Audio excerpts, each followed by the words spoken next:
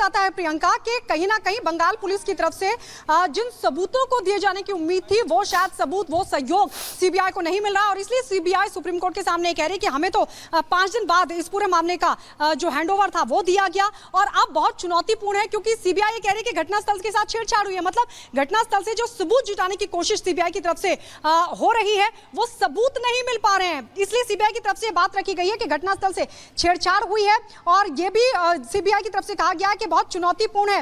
लेकिन ये कहीं ना कहीं सीबीआई का ये स्टेटमेंट, ये कहना सवाल खड़ा करता है। इससे बढ़कर अगर एक और पॉइंट पर हम बात कर पाए वो ये है कि सुप्रीम कोर्ट ये कह रहा है कि रात 11:30 बजे आप एफआईआर दर्ज करते हैं इस मामले की।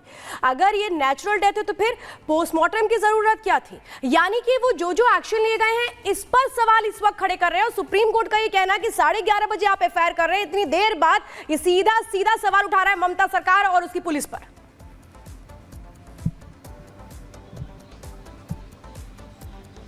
बिल्कुल, और देखिए 20 तारीख को भी सीजीआई ने ये साफ तौर पर कहा था, ये पूछा था कि अंतिम संस्कार किस वक्त हुआ, तब ये बताया गया था कपिल सिब्बल की तरफ से 8:30 बजे अंतिम संस्कार हुआ। ये बताया गया कि 11:45 पर एफआईआर दर्ज की गई, जिस पर सीबीआई ने कहा, सीजीआई की तरफ से कहा गया कि 8:30 बजे अंतिम संस्कार होता है, उसके बाद वो भी कई घंटे बाद 11:45 पर आप एफआईआर दर्ज करते हैं। तो कपिल सिब्बल ने कहा कि हमने एफआईआर दर्ज की थी, जिसका हमने जिक्र भी किया। तो सीजीआई ने साफ तौर पर पूछा था कि आपने क्या किया एफआईआर में, क्या आपने कहा कि यह हत्या है?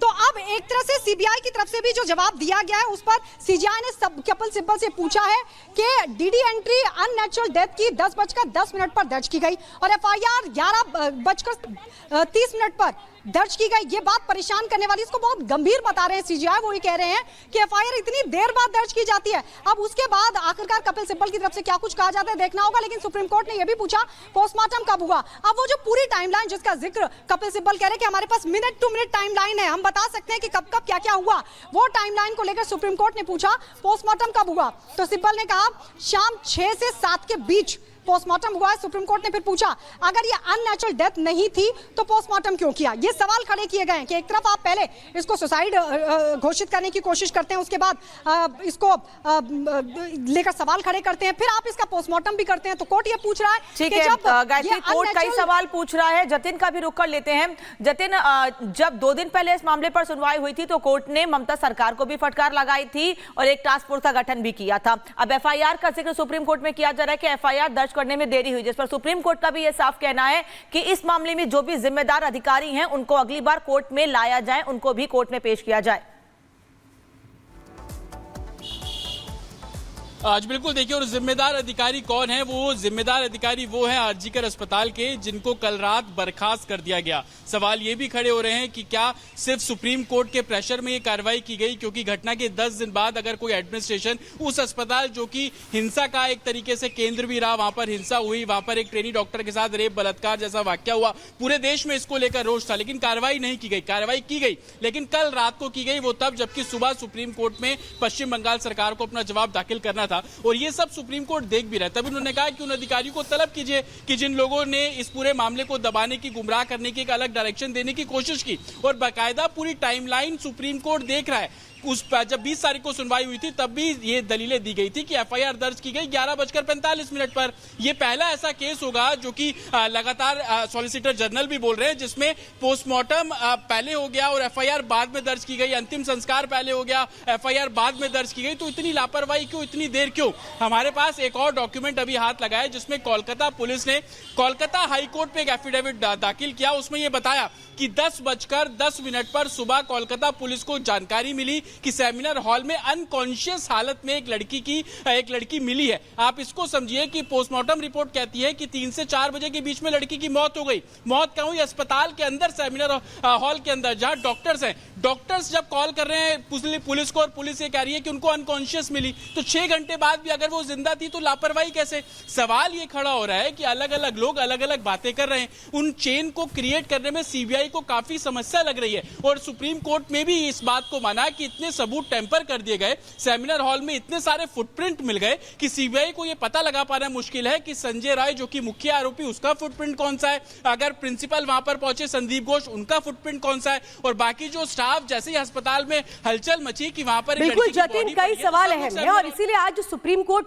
जिन बातों का जिक्र कर रहा है वो कपिल सिब्बल से सीधे सीधे पूछ रहे हैं और ये इस ओर इशारा करता है कि क्या जानबूझकर सबूतों से छेड़छाड़ की गई। और पुनीता भी हमारे साथ लगातार कोलकाता से जुड़ी हुई है। पुनीता, सवाल तो यही है कि आखिर कौन कौन लोग शामिल हैं, क्योंकि सबूतों से छेड़छाड़ होती है, एफआईआर जिस तरह 11:30 बजे रात में दर्ज होती है, इस पर सवाल सुप्रीम कोर्ट पूछ रहा है। यानी सीधा क्लियर है कि कुछ ऐसा है जो अभी भी सामने आना बाकी है।